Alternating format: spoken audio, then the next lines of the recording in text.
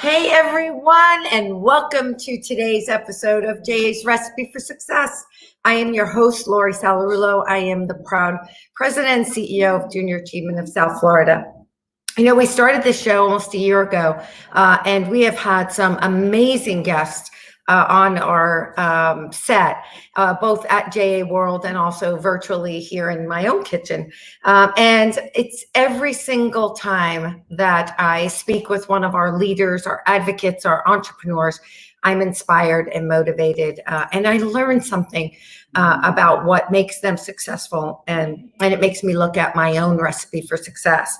Today's guest is I know someone who will motivate and inspire all of you as well as me, and I've had the chance to get to know him a little bit over the last couple of years and really always enjoy our conversations.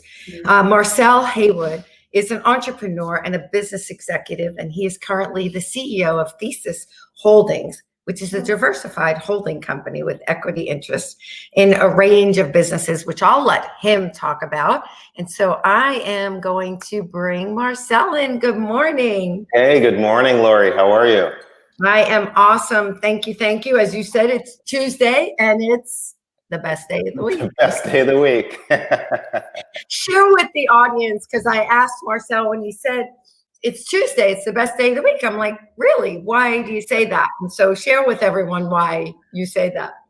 You know, positivity, just in my view, Lori, is kind of half the battle when you're thinking about kind of winning the daily game. And, so I just, that's part of my way of getting myself in the right state of mind and reminding myself that the moment that we're in right now is the best opportunity that we have to get even 1% better. And so I think Monday is the best day of the week on Monday when I wake up and my feet hit the ground. And then when Thursday rolls around, Thursday is the best day of the week.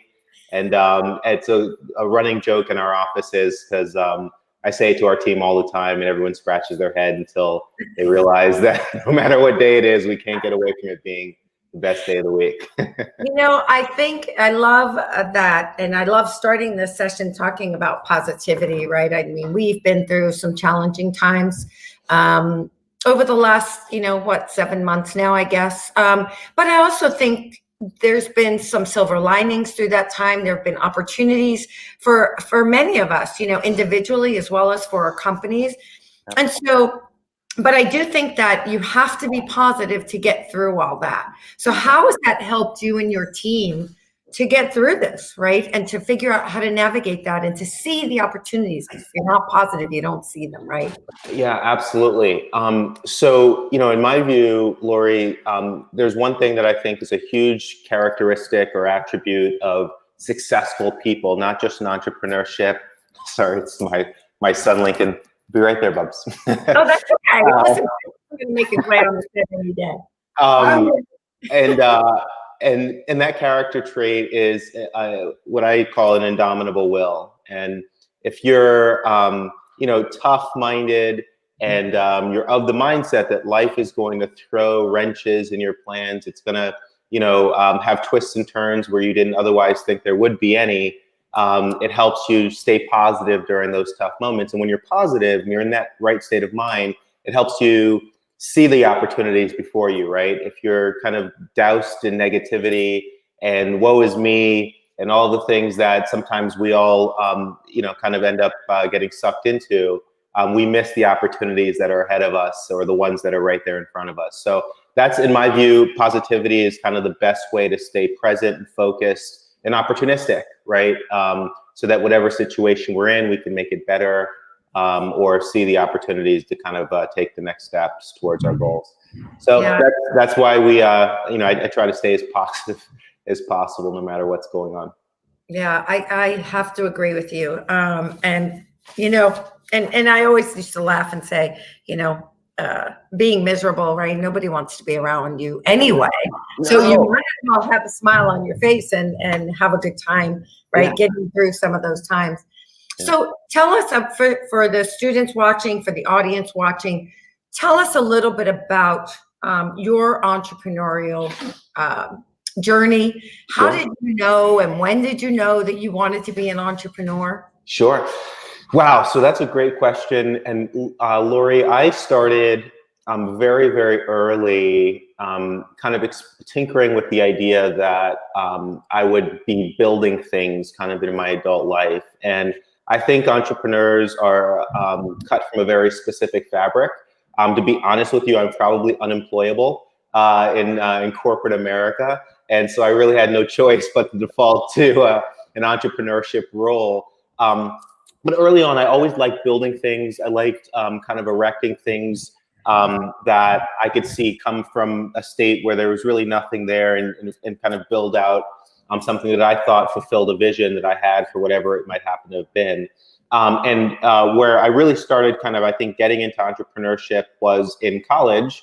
I met a guy who I was playing basketball at Florida State, and one of the boosters that was involved with the program was a local entrepreneur. He owned all of the local banks, and he was just a fantastic and fabulous guy. And as I was kind of getting through school, I'd mentioned to him that I had an interest in business, and I was considering going to business school. And he, like a Southern drawl, very kind of casual and relaxed, said, Marcell, maybe you should just go start a business. You'd learn a whole lot more that way. and I thought that was it was such fantastic advice, and that's ultimately what I did. And I had my degree in computer information technology, so I was into web design and database design and architecture and whatnot. And decided to start a business called iMed that was a practice management technology for doctors' offices. My mom was a pediatrician, and I grew up running around doctors' offices and seeing how chaotically run most of them really were, and thought that if we had software to help kind of usher patients from one room to the next and keep everything sorted and organized, that they would be able to run a more efficient practice and help improve the quality of care that they were giving their patients. And so that was my first foray into building and starting my own company. It ultimately did not succeed. But it led me to a company that I'm still heavily passionate and involved with now, called Encompass.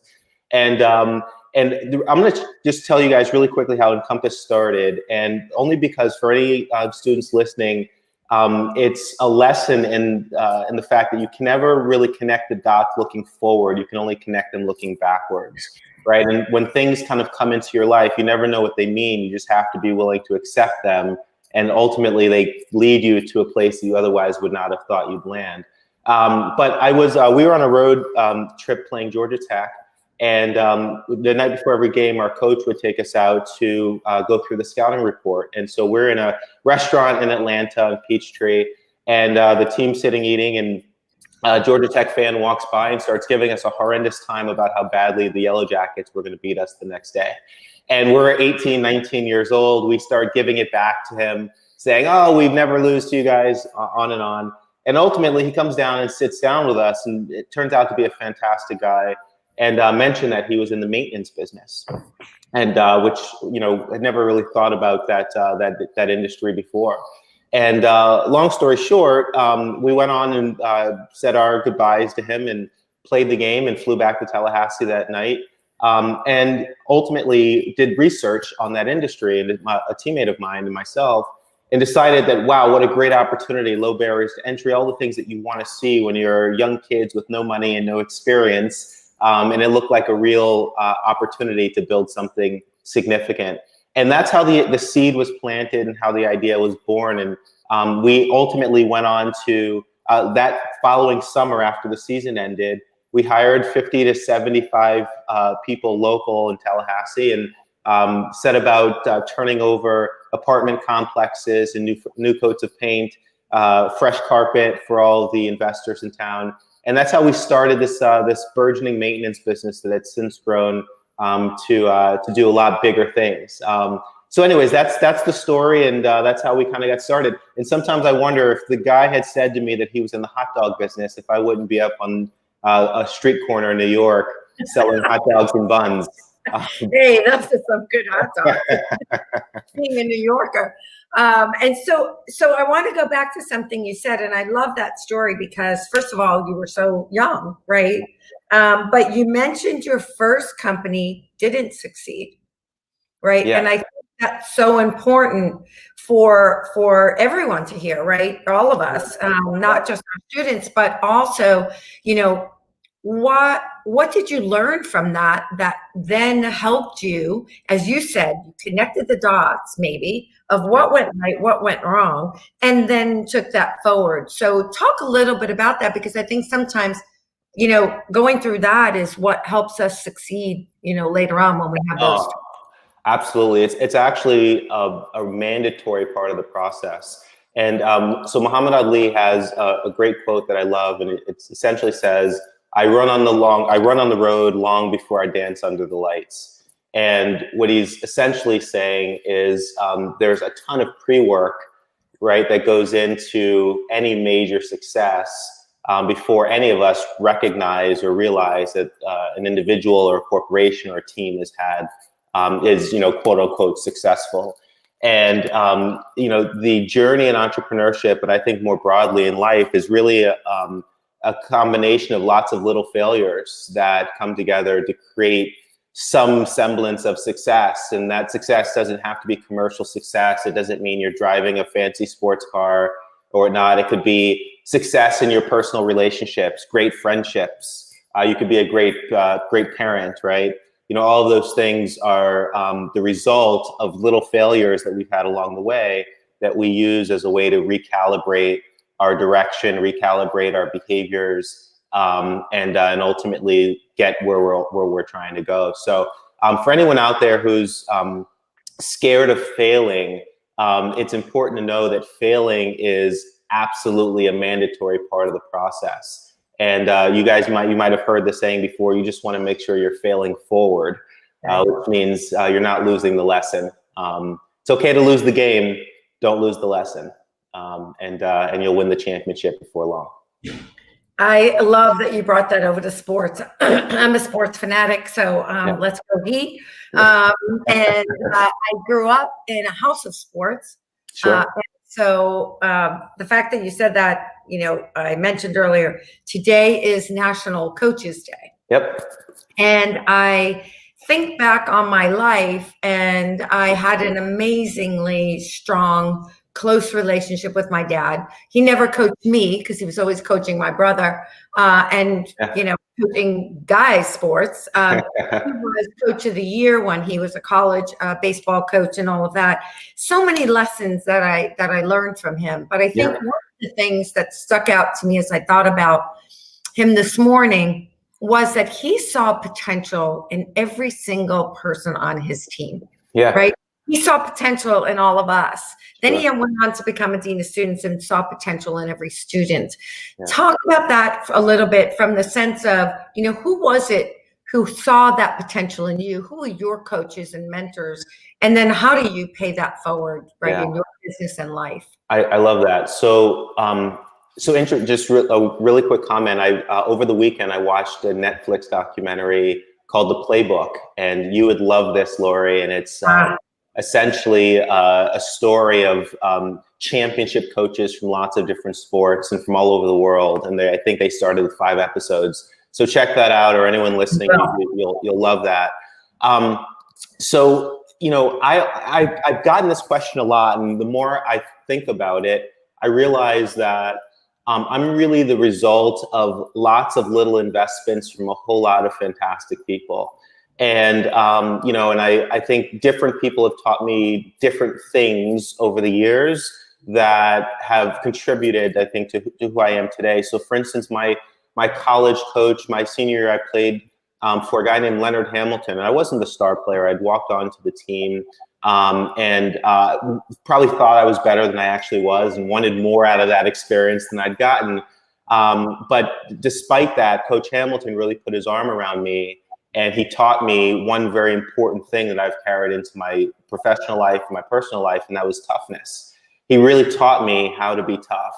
And not just, you know, verbally tough, we were just saying it, but to embrace toughness as a part and a fundamental part of anyone's character, with all the right values and all the things that come along with being a great individual.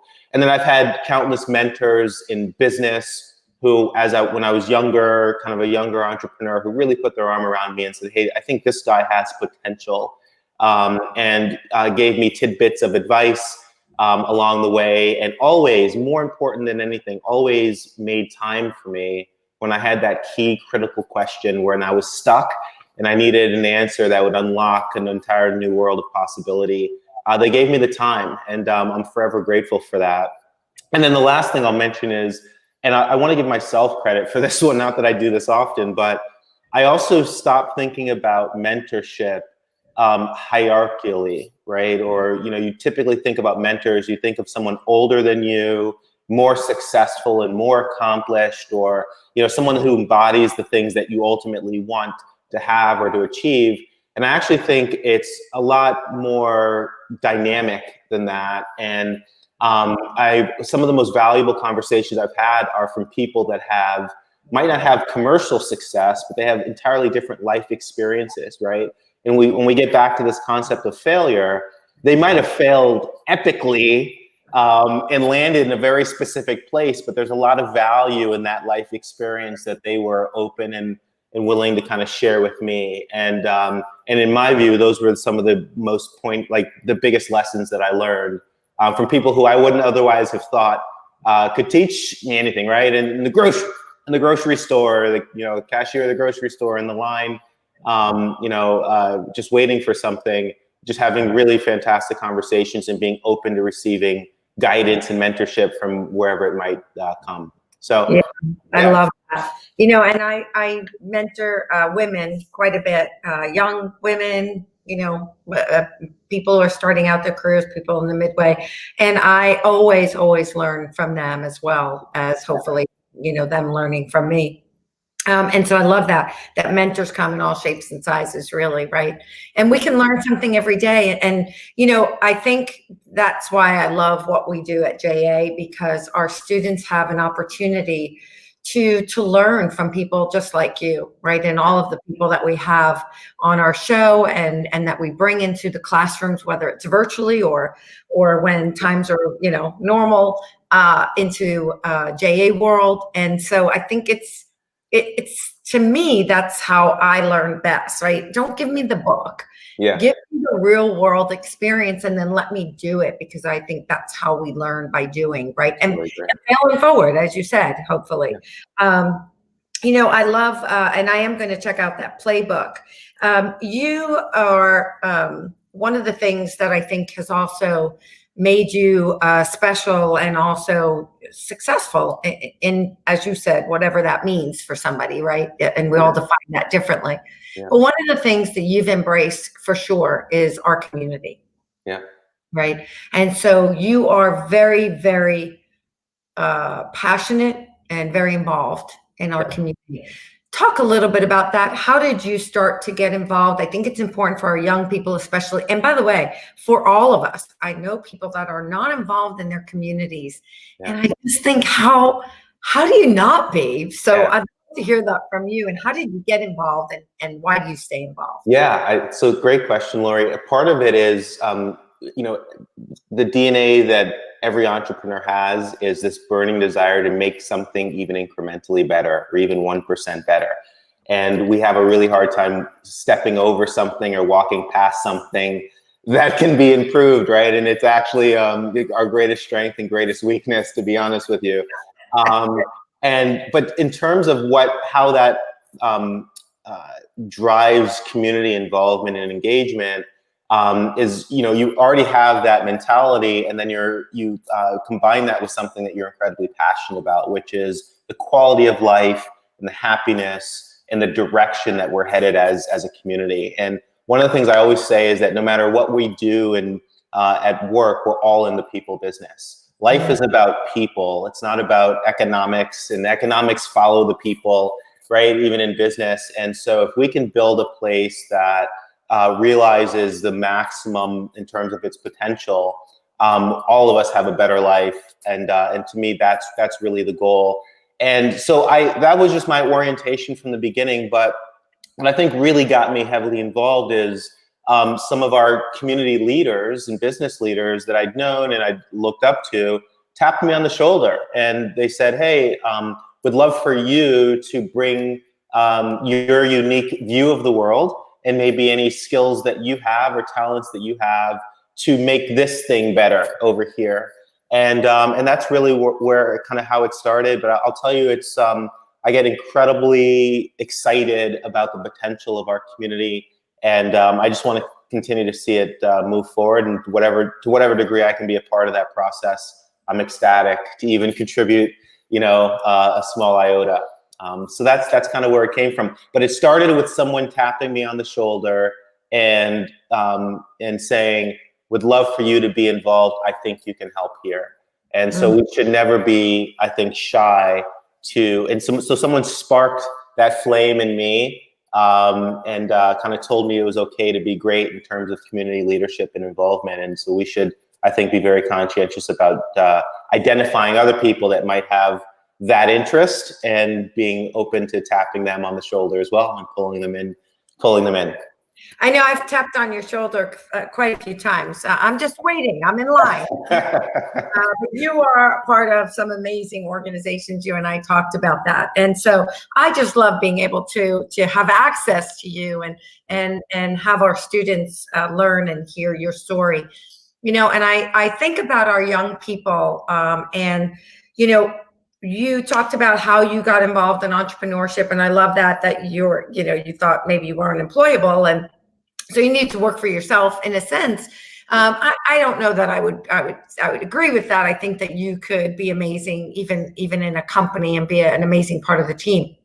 But I think what I still hear in you, and I think this is the key. So that's what got you into being an entrepreneur. What keeps you being an entrepreneur, right? I know you talk about wanting to help and wanting to fix. I'm a fixer, right? We're fixers when we want to, as entrepreneurs. But there's more to it that keeps you going. What is it for you? Wow. I'm every single portion of my day is really spent in three capacities: being a family man, being the CEO of Encompass, who's a company I'm just so incredibly proud of, and I'll tell you why in just a sec. And then, kind of being a friend, right, to people that have been on this journey with me. And in terms of being an entrepreneur and leading our team at Encompass, what really gets my blood pumping in the morning, as soon as my feet hit the ground, is the thought that we have a legitimate opportunity every day to positively impact the lives of thousands of families through the work that we do, and millions of people indirectly through the work that we do. And so our mission is we create awesome experiences for people within properties we maintain. And we predominantly do that in hospitals, colleges, universities, institutions that really need to have the right environment for them to do their work at the highest level. And the pursuit of that goal is something that I just couldn't be more passionate about, Lori, and proud of our team for getting after on a day-to-day basis. And so I think, more succinctly, to answer your question, I think entrepreneurs and anyone in general, what's most important is understanding the why you're doing something, not the what or the how. That's going to come, but why are you kind of lacing up those boots every day and heading into the office? Who are you serving in those actions and those activities?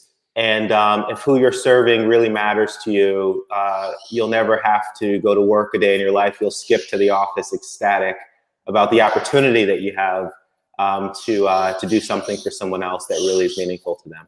So that's it for me. I know that's a little long-winded, but it is. I just knew that it was going to be something around that passion for what you do, and I love that. One of our viewers, Mark, asked, what was the turning point in your business? Like, when did it begin to really grow? Yeah. What happened?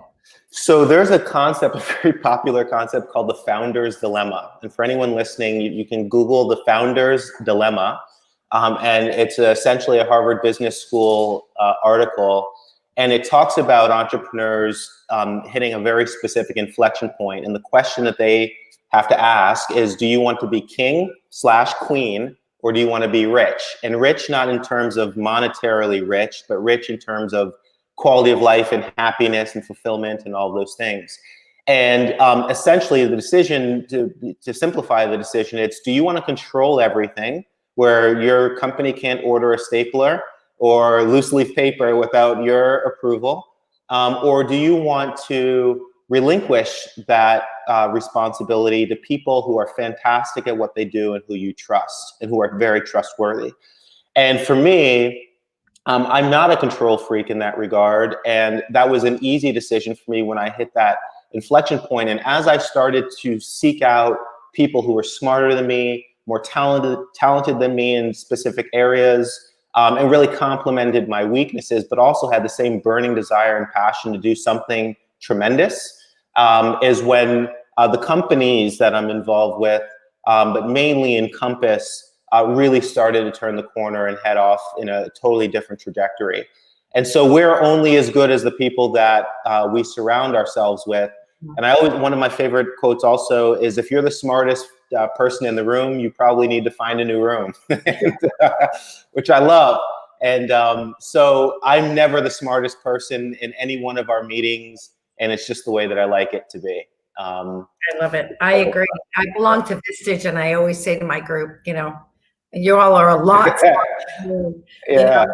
And that's not true. I'm like, yeah, it is. And I'm okay with it. You don't have to be. Yeah. I love it. Why I'm here. I chose this group for a reason, right? Absolutely. And so I love that.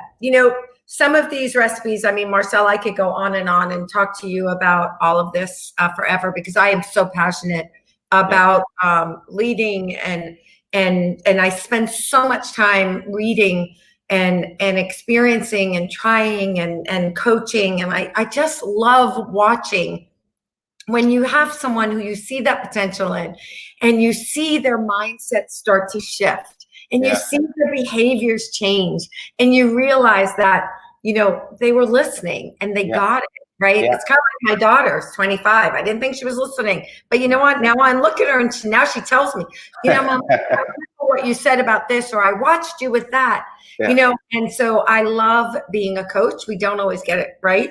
But we try, and the joy in watching people grow is, for me, is huge, and I can tell that with you too. You have some amazing ingredients. I'm going to read back some of them just to kind of recap. You started off with something really powerful, and that is positivity, right? So important in starting every day being positive, so that you can see the opportunities and you can get 1% better. I love that one. Indomitable will. Oh, gosh, that is amazing. So I love it. Vision, seeing things that are out there that maybe someone else doesn't see. Life is a journey of failures, you talked about, and failing is a mandatory part of the process. And failing forward, right? Learning from those failures so that you can connect the dots, as you said. And it's okay. Results of lots of investments of different people. We aren't made or mentored by one person, right? There's a lot of people having an influence on who we become in our lives, starting with our parents, right? Embracing toughness. I love that. Mentors, recognizing that they come in all shapes and sizes, including our children, right? Sometimes our children are teaching us, and the young people that go through JA, I'm learning from them all the time. That we're in the people business, right? And it's all about our people. Getting mainstreamed into the community and understanding the community around you. And when someone taps on your shoulder, right, take that opportunity. The desire to make something better. That's when right? That fixer mentality, oh, good morning, Mr. Patrick. Perfect. Thank you. I told you Patrick would make an appearance on the show. All right, stay over there, Mr. Producer. Oh, no, there he is. Hey, Patrick. Hi, Marcell. Hi. Hey, buddy. He can't help himself. He has to make an appearance on every show. We call him the producer. The pursuit of the goal, understanding the why, and even more importantly, or just as important, is the who. right? Understanding the who. That people are hiring people and putting people around you that are trustworthy, that have the same goal and understand the why, right? And where you're going. Seeking out people who balance your strengths and weaknesses. I love that. And you talked about how that turned your company around. So these are some amazing ingredients. And if we kept going, I could probably fill up this book. Yeah. But I always ask everyone at the end, what is, I guess, your main ingredient to success? I would say, wow. I'll summarize it in a quote, Lori, by Stephen Covey. Stephen essentially says, live out of your imagination, not out of your history. And I think that's such a powerful quote, and it applies to business, it applies to our community. For us, essentially, it means for us not to be anchored into what was, but just live out of the possibilities of what can be, and which are limitless for all of us. All of us have infinite potential. And so I think truly believing that is probably my secret ingredient. It's what makes me a little bit different. And maybe delusional to some, but different. I think that really speaks to, and my daughter and I talk about this all the time, Marcell, about, we all have something, right? Our environments that we grew in are never perfect, whatever they are, right? They all look different. But we can let them define us, or we can let them help us to grow, right? And so to your point, it's not about the history. It's really what you're going to make of it, right? What you can imagine from that. And I love that. That speaks to my heart because I share that all the time. We can be victims of our history. That's right. Or we can choose to let it help us grow into who we were meant to become. And so you, my friend, have definitely grown into someone who should be so proud of his accomplishments as a family man, as a community man, as a businessman.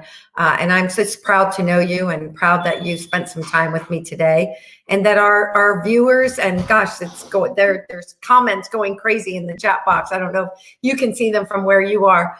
And that our students will get to hear from you and hear your story. So thank you so much for being here today. Lori, thanks for having me. Love you to death, and hope everyone enjoyed, and see everyone very soon. Thank you, Marcell. And thanks everyone for watching. All of you out there in the chat, Lisa, Tony, Sharissa, Roy, the list goes on, Mark, all of you out there, Ronnie, thanks so much for listening and for commenting. And thanks for being with us today. And let's get cooking. Let's get cooking. Yeah. Take care. Take care, Lori. Thank you. You too.